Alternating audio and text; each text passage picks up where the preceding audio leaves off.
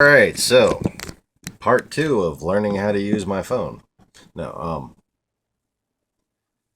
part two of what really is a sleeper cell. Okay? So, what I was saying in part one, before my wife called me and I wanted to see if maybe speakerphone would work while I was filming a video, which apparently did not work at all, um, was that basically while ISIL is not really being clearly documented as having any advances or any big battles for the past several weeks. Okay. This migrant crisis, ISIL, is in Europe. Okay. Russia is building up its troops in Syria. France, who was told not to sell the two Mistral amphibious carriers to Russia, has sold them to Egypt right after Egypt gets a bribe from Putin. Putin has now gotten this big coalition against ISIL formed with Iraq, Syria, Assad, Iran, Hezbollah, and Netanyahu, both saying it's a great idea. Thanks, Putin, for taking care of everything. And meanwhile, the script in Ukraine has changed. Simon Ostrovsky on Vice News has reported that it seems kind of like the war might have ended. And he's going around interviewing with these people, as I was saying before my wife called. And these people are saying that they haven't heard shots for a couple of weeks. While this migrant crisis is going on, no more shots fired. And they've gone from this propagandized enragement of there's Nazis in Kiev coming to kill us all and take our land that they actually are taking from Ukraine. Okay. So now they're all saying that, oh, well, we just want to be a part of Ukraine and we want to have proper representation in the Nazi government that wants to kill us all. You know, they didn't say that last little part. So, it's another episode of How Easily Bullshitted Are You? And hopefully, this channel will help you from being that easily bullshitted. If you didn't watch part one, please go watch part one so you know what the hell I was just talking about. Right now, I'm going to move on.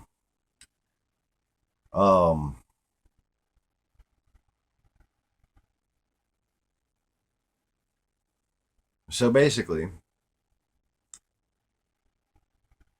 Europe is being subverted by other means, serving the purpose of Russia. So he doesn't really need to continue conquering Europe from that direction anymore. Islam is going to be pro-Russia.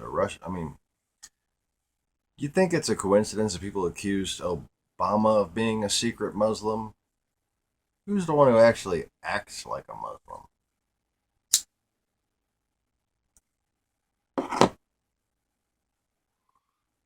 Do you remember the gay people getting beaten at Sochi? Like, yeah, we now there's a law passed in Russia, no gay propaganda. Really? They're the ones that claim to be Christian, genuinely think they're Christian. Okay, that's because they've been surrounded by this very Islamized ideology, ideological interpretation of Christianity, should I say. And by all rights, if you look at the way Vladimir Putin double talks, depending on the crowd that he's speaking to, he seems a lot more like a Muslim than a Christian to me. Just saying. Even Old Testament Christians are very consistent in their rhetoric and get very uncomfortable when talking to people who come from from completely opposing perspectives. Whereas Vladimir Putin seems to be more comfortable talking to people of what should be opposing perspectives to Christianity. find this very interesting. And one of the things he was talking about that kind of coincides with the idea that this whole thing has been his plan to destabilize Europe and take over control of the Middle Eastern oil supplies. Um, in some recent interviews where he's talking to just people, just Russian people, he starts giving away more information than he should have about the inner workings of the Islamic State. He starts talking about how, well, they're really all just a bunch of mercenaries and they go to the highest bidder. All right. And if you just look at the recent, um, I searched for Putin supports terror. Okay. And what I got was basically a bunch of instances of Obama and Russian friendly YouTube channels telling me that uh, uh, of Putin and a bunch of different Russian channels, like Putin himself talking, and a bunch of different Russian channels saying that Obama, I misspoke, had supplied ISIS and was creating ISIS because he's a secret Muslim and he's the one who wants to destabilize Europe. Oh yeah. He must have tricked Putin into invading Ukraine because he wanted to destabilize Europe. Yeah. It's all Obama's fault, right? See, the thing about Obama and the Pope,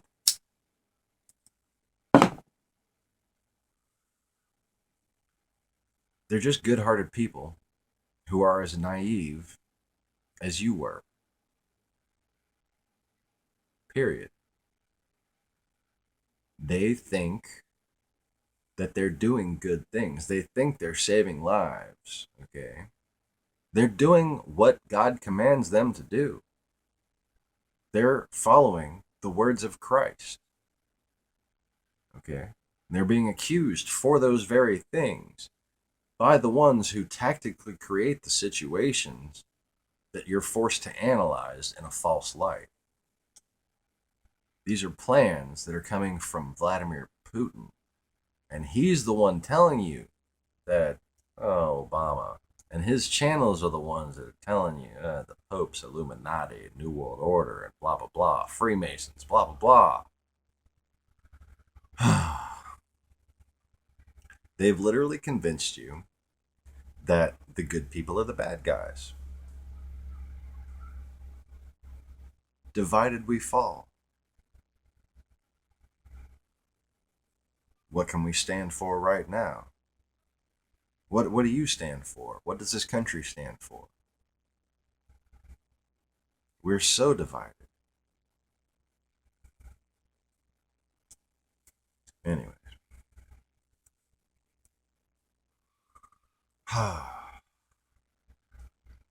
So, another development just happened was a shell hit the Russian embassy in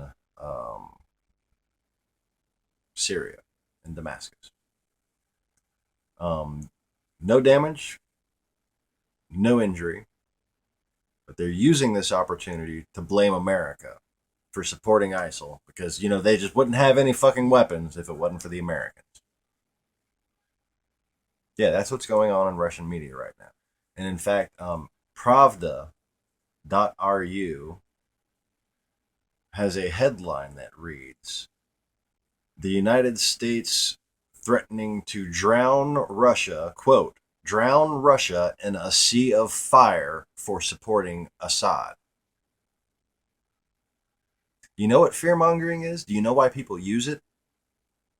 You remember being told Saddam had weapons of mass destruction?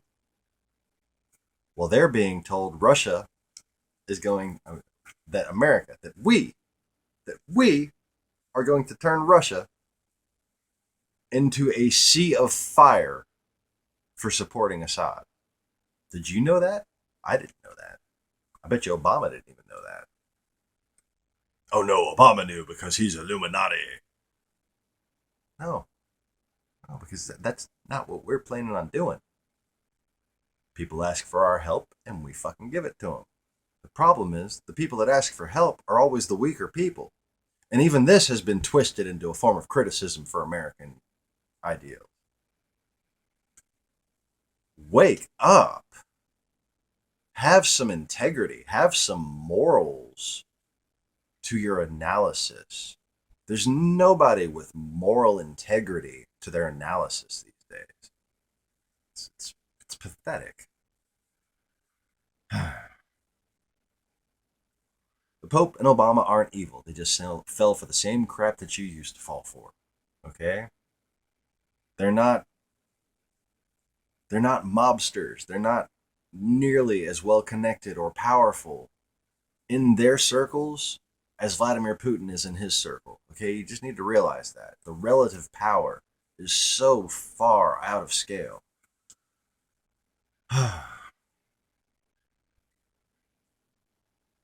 So, in addition to the Mistral sales to Egypt, and announced along with this news that America is to blame and America is threatening Russia and blah, blah, blah, they've also, on Russian media, been covering Al-Sisi's Egypt is undertaking war game exercises. They're having anti-terror drills. France couldn't sell the amphibious attack vessels, carriers. Okay, launch. If you got some jump jets like Harriers or something, they're good for that. Mostly built for helicopters and Marines. Okay, that's what they're for. They're for invading. They're for invading and invasion. Yeah. Um, EU didn't want to sell them to Russia. EU gets stabilized. France sells them to Egypt. EU's destabilized. EU's, you can't really say make big issue of this. They're going to Egypt. Egypt is now having exercises with Russia.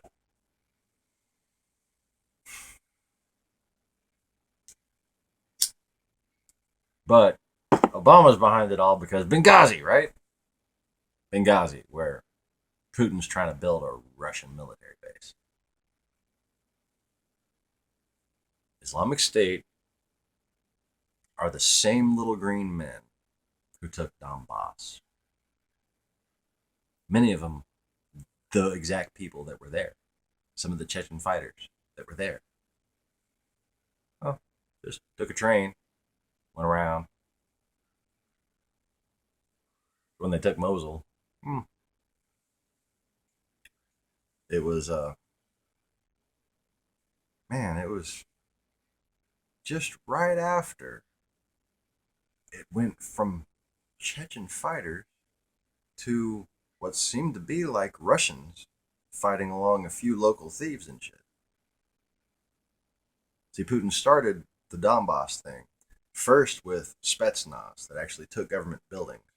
Some of the buildings had already been overtaken by separatists or were occupied by police that were loyal to the separatists. And the separatist loyal police were sitting there, hey, no, we're with you. And the Russian Spetsnaz fired the machine guns right over their heads and said, get the fuck out of their way, and then proceeded to have a shootout with the people in the building. Euromite NPR, you can find that video for yourself.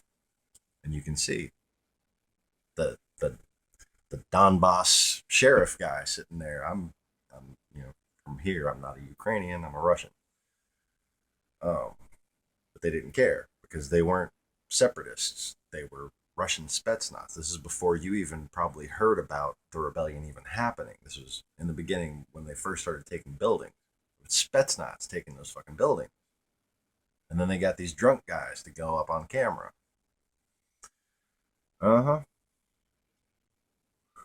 We even intercepted the phone call in which they talk about the guy who is from, I believe, Grozny, but he's posing as a local, and they say, get one who can speak with a Ukrainian accent.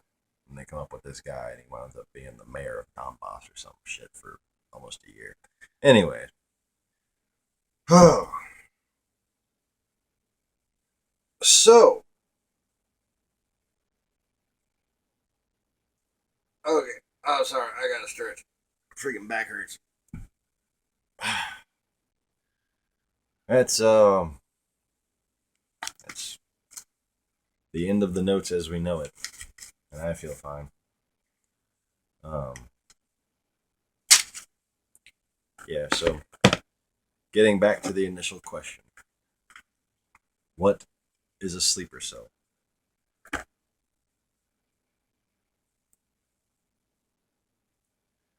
said this in videos before. That's generally what this channel is about, is answering that question. Okay. Sleeper cell is the professor who debated Dr. Henry Morris in 1981 and sat there and lied and accused Dr. Henry Morris of lying. A sleeper cell is the media that didn't tell you that my grandfather, Dr. Henry Morris's brother, had died about 2 months before.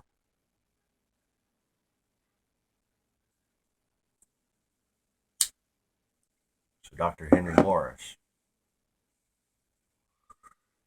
had to go through the debate that basically decided whether or not evolution was a done deal, going to be taught in schools. Okay, the debate that decided our fate as Christians, basically. 2 months after my grandfather, Dr. Henry Morris's brother, died. And you can hear it in his voice. You can hear his hesitation. You can hear his unwillingness and his humbled, saddened heart, unwilling to stand up for his own integrity when accused of being a liar by a wolf in sheep's clothing. Look at the Henry Morris debate from 1981. He did a lot of good things since then. But after that, that was the big famous one back in the day. Creationism became, just old fashioned. That's a sleeper cell. Those people with their ideology. You might be a sleeper cell. You might be a sleeper cell until you see this channel and learn to wake up. How many times have you said things that Vladimir Putin would have wanted you to say? How many times have you said things that, you know, David Duke or just that bad people would be proud of? How many times have you said things that divided people? How many times have you said things that you heard that fit with your worldview and perpetuated it without you realizing it? You're standing for something that you fell for.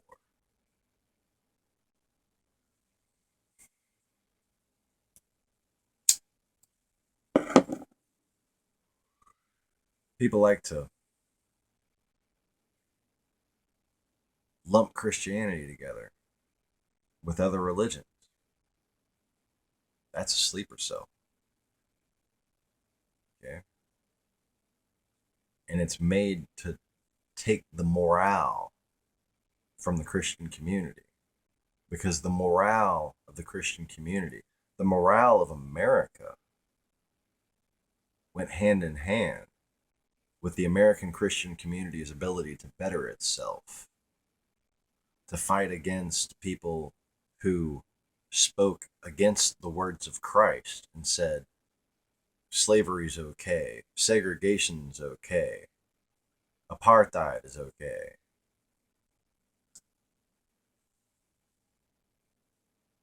Just being judgmental pricks is okay. You can't lump America together with that. You can't lump Christianity together with that. And if you do so, you are acting as a sleeper cell. Anyone who falls for a straw man argument like that, who thinks that people who aren't acting like Christians, are in fact Christians because they say so. I think I've said this in the comments, but I don't know if I've said it on video. If it looks like a duck, quacks like a duck, walks like a duck, but it says, I'm a Christian, or no, excuse me, looks like a duck, act like a duck, walk like a duck, and it says, I'm a chicken, and I don't like gay people because chickens don't like gay people. What do you do?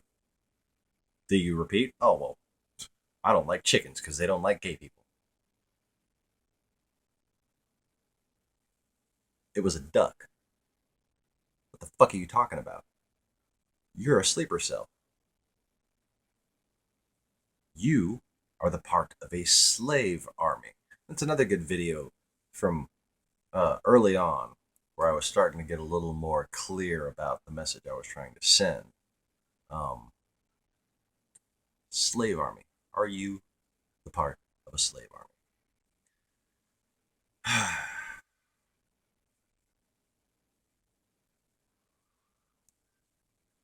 Are you a sleeper cell? What is a sleeper cell? If you ask a Russian general or a Russian KGB officer, they will tell you about the 3-generation rule. That all it takes is 3 generations for people to completely forget their history and to do whatever you want. How many generations has it been since the space race? How many generations has it been since we were led to believe that we were winning when we weren't? We saw it on TV that we were winning. We saw it on TV that we won, but we didn't. We've been played like fools. You don't want to be a fool anymore. Like this video, subscribe. And if you acknowledge the fact that you are a fool and you want to continue being one, you're one of these people that clicks dislike on my fucking videos for no reason. Just as soon as I post them. Yeah. All you're doing is just, look at me, I'm a moron. That's all you've done. I don't see what you're trying to accomplish other than that, because that's all you're doing. If you don't want to be a moron, if you don't want to fall for pile of bullshit after pile of bullshit until your eyes are just crusted with it, if you want the bullshit to just wash off your eyes, and like use some Febreze maybe, like, subscribe. If you got a question, ask it. Don't troll my comments unless you just want to look like a fool. Peace.